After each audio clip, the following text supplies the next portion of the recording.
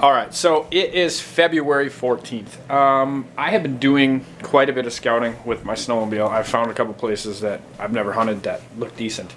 Usually it takes me 2 or 3 years to figure out an area, but I thought, and I might be way off here, but I thought, why don't I take Onyx and go map all the deer trails so I know kind of how they use these areas and see where I can set up stand locations this spring. I found 3 spots better than anything I've ever hunted, I think, but I put on a lot of miles.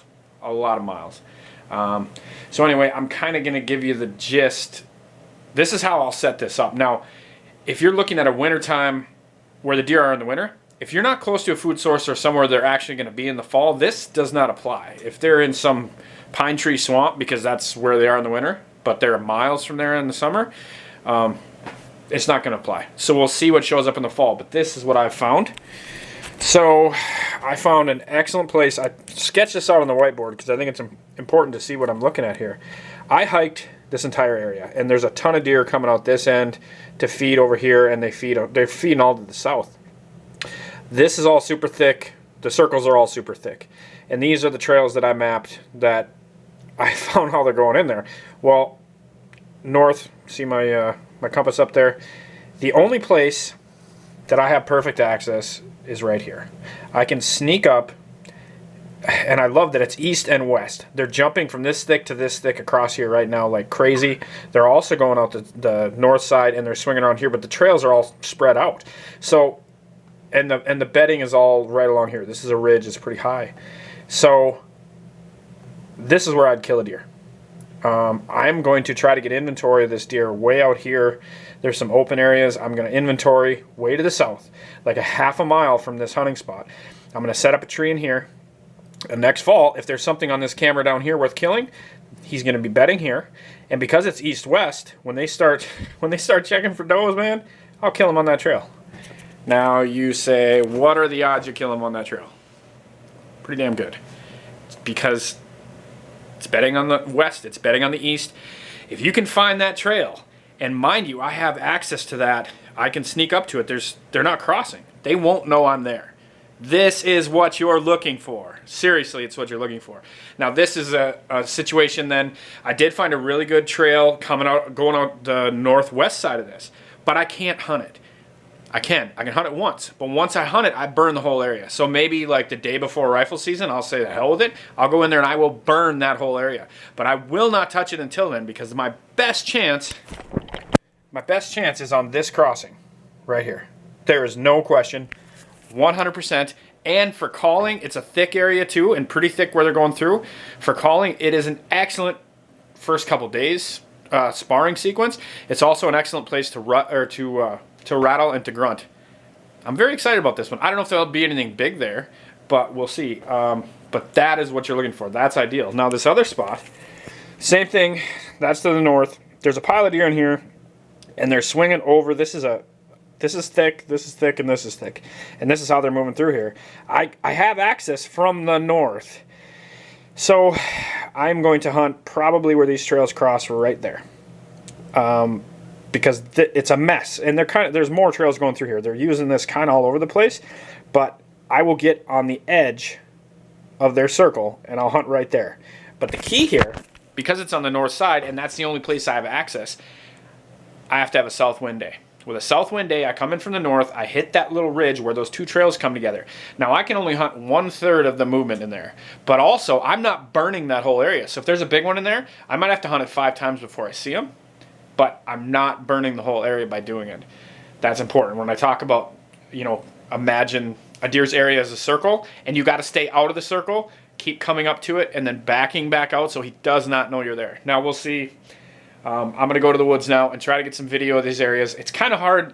I mean, everything is snow and trees, so it's kind of hard to explain because you can't see the topography like the map that's in my head from being here a bunch of times. But I'll try to get some footage and maybe find a shed or two, and then then go get some fish. It's a nice day. I have the day off, so we'll see if we can get a video out. I think I can cut my time down from scouting an area 3 years before I'm really good at it to probably getting lucky once in a while the first year, or maybe I can get it done the first year, but it's likely going to cut a year off my process. And if you're thinking about scouting always, in the fall, for the fall, you're kind of dead in the water, man. This is a long game. You got to get after it. So anyway, I'm heading to the woods. All right. So as you can see, this is that area where they're kind of moving through all over the place.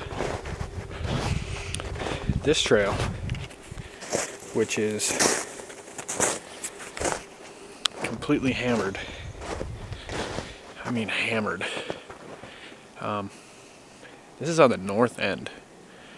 There's a bunch of deer in here. There's a bunch of trails, but this is by far the most pounded one. It's all the way on the north end. It's really hilly. I'm not good at hills. Hills are tough. Wind swirls like crazy. But you see how this dumps down into a low? Now, behind me, it splits into three. And in front of me, this is a crow's foot. 3 ridges. Well, 2 ridges and then kind of a smaller ridge. These deer are not vulnerable coming through these hills anywhere, except for this 80 yards in here, maybe 60, 80 yards. I got to take milkweed in here with the south wind, because I can only hunt this on the south. But if there's a good one here, and this is an east-west trail, which for pre-rut I love. This is an epic spot. There's guys with rifle stands a few hundred yards from here, but they're in the hills, and this long draw here, it should suck my scent right out the back. I'm using scent lock, but we still need to get better with that. There's my camera, actually. I put a camera here for a different purpose, but keep that quiet. But anyway, yeah, this is ideal. Crazy good would be the. I mean, look at this. And actually, I'm gonna walk up to where it splits, and I'm gonna show you what's going on here.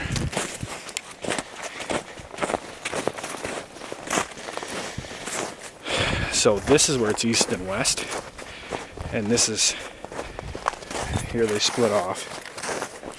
So actually I need to hunt like right here, but they're not vulnerable up here. Like from here to that hilltop behind me, they are very vulnerable. They can't get me, I don't think. With the south wind, they can't get me. But as they're coming in here, any of these trails that they're coming in here, they're fine. So this is what you're looking for. The little spot. They've been in here digging.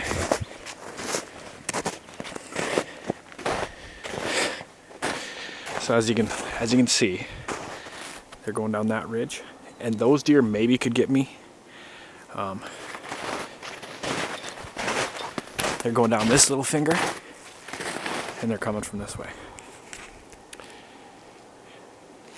It made me smile when I found this, because I'm like, okay, I can't hunt them up here. I was scouting up there, and I was trying to figure out a place, and it's really tough. And I ended up coming down here, and when they took this east-west jog for this 150 yards, I'm like, well, that trough will suck my scent right out. I think we're good. So we'll see.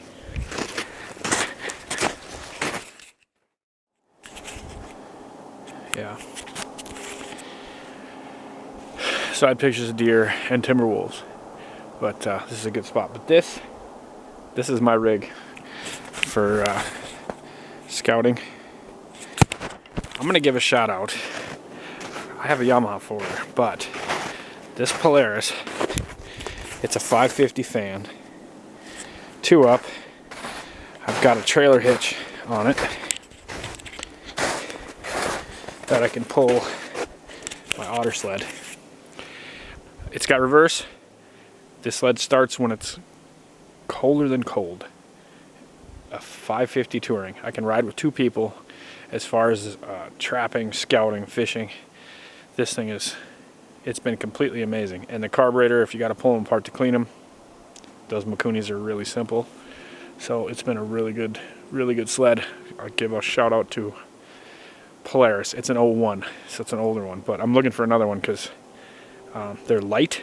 They got enough, they do 80, you know, it does 80 with just me on it. Like, it's got enough power, but it's a fan, it's easier on gas. It's, yeah, quality deal. But this spot, yeah, it's gonna be good.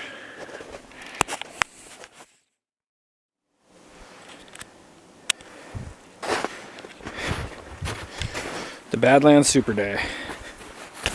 That thing works great for saddle hunting, for whatever. Spendy as hell, but lifetime warranty. So if you buy one at a garage sale and you accidentally rip it, they send you a brand new one. Not that that matters. So here's the trap most bow hunters fall into. Yeah, this place is pounded. So I drove in here scouting. You can see really far. I mean really far. I drove up here, there's a really good trail here, and this might be bow huntable.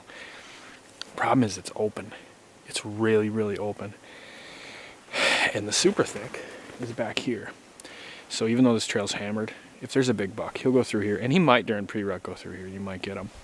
But he's gonna be in that super thick. So I'm gonna hunt this end of the super thick. The reason I'm scouting this is I gotta find a way in here. And I can do it, but it's a son of a bitch of a walk. I'll show you the spot in a minute, but I'm gonna get to the brush edge because they'll be laying in that and they'll be scent checking that for does. With a northwest wind, I gotta get on this side, so this will work. A lot of guys would see this and they'd want to set up here.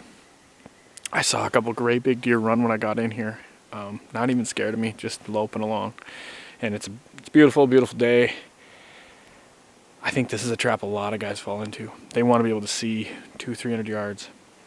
That's fine. But during the day, when those bucks are moving, like if you want to kill one, you got to be in the thick stuff. And I'm not, I mean, the edge of the thick stuff.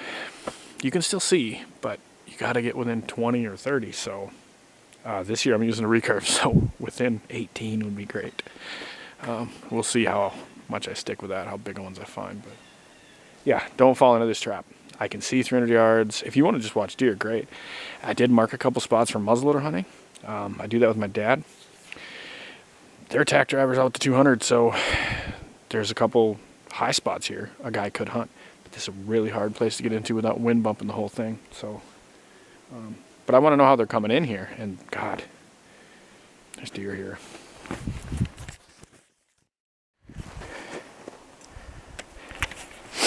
I just got whacked in the face, hella hard. Brush hanging over the road. So as you can see, here's the thick. So from where I was before, this is a half mile over here, but all the deer are heading to this. And there's a bunch of beds up on this ridge. So the reason I was seeing where that trail went is I have to find a way in, and it's a couple miles, but I have to find a way to the back side of this trail because it just dead ends. So I gotta hike through the woods to the back side of this trail because my wind will be going this way to get up to this hill so I can shoot this east-west trail, which is just on the south side, all the thick stuff. This is an excellent spot, but this is going to be a pain in the ass to get to. Most people will just go through here, but you'll burn everything out of here. You'll kick every deer as you come through, or you wind bump them. So I got to go way around, sneak up to this hill, hour before light, wait for it to get light, and it should be fish in a barrel.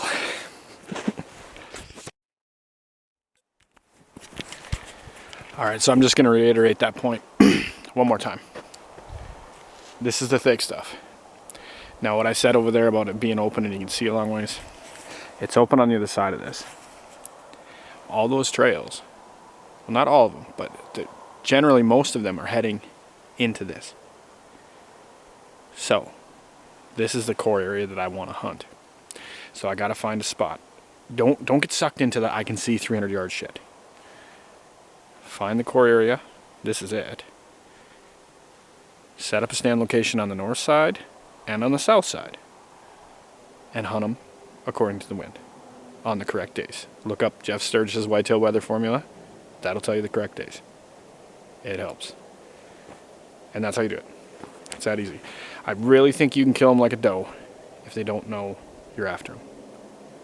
There's a bunch more to it, but this will work.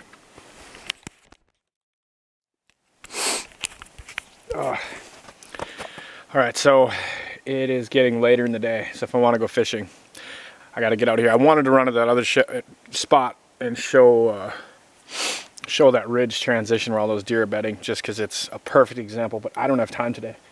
I came into this stuff. There's some stuff they logged a few years ago, so I thought it would draw deer, and it is drawing deer, but this is all way too open, and they're kind of going all over hell through there. I might come at it from the other side, but I think this is a wash. I think I have one location here that is really solid, another one that's pretty good.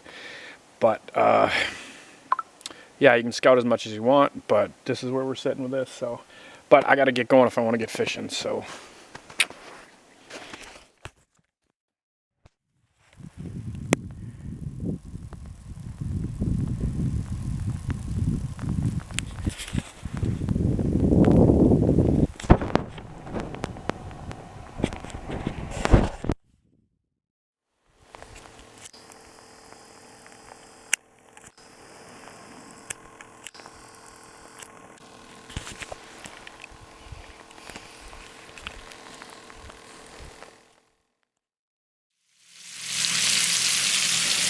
All right, that's pretty fresh fish. We caught a few. Fishing was a little bit weak today, but scouting was good. I did see a couple of big deer on the backside of that. Yeah, and it's amazing kind of what you find out. So the more time you spend in the woods, the better you get at this, but it's also the more intel you get. And 80% of it is writing off places. And today, there was some reprout in the front of that I thought would hold deer. I thought they'd be coming around the swamps. It'd be an easy pinch. It's too open. They're really using it, but it's going to be a nighttime movement. It doesn't work out. So, I don't know. I got a good idea how that lays out in the back, and hopefully pays off. But anyway, for the fish, another little tip. I keep my shore lunch in the freezer in a Ziploc. I can use it all winter. Might have to add batter to it or start a new one if it looks disgusting, but if you freeze it, it's fine. And I cut my onions, so when I put the fish down, fry on one side, cover them in onions, do one flip. Now these onions they caramelize and they stick right to the fish. And I love that. You might hate it, but it's my thing. So anyway, that's all I got. Yeah, be doing some more scouting. If I get to that other spot, I'll try to get that on the video too. But anyway, have a good one.